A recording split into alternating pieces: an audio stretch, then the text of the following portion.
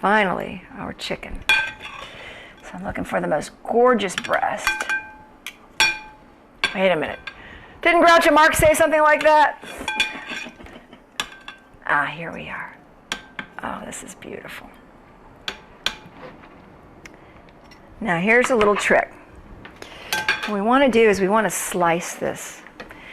If you were in a restaurant, the idea would be to make a piece of breast like this look like it's a really large portion, when in fact, you've got a perfect 3 ounces.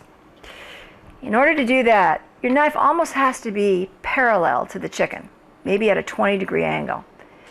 So we're going to take and thinly slice and slice and slice.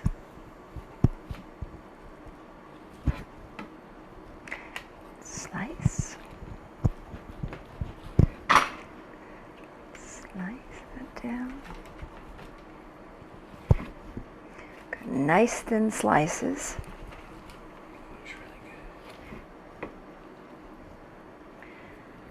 I'm going to pick this up. It's going to get set around my ring mold.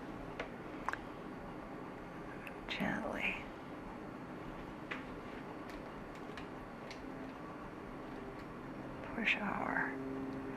Pushing our mango out of the mold.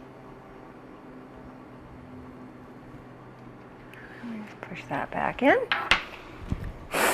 We're going to grab our sauce. Push all of this perfectly out.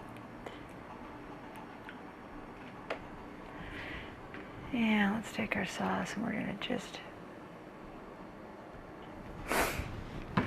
And since we have a grilled plate,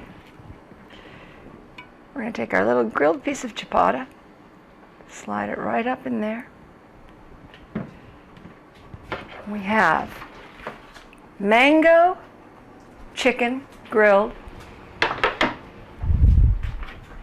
just like you'd spend $28 in a restaurant for, and you did this in your own backyard in your own kitchen.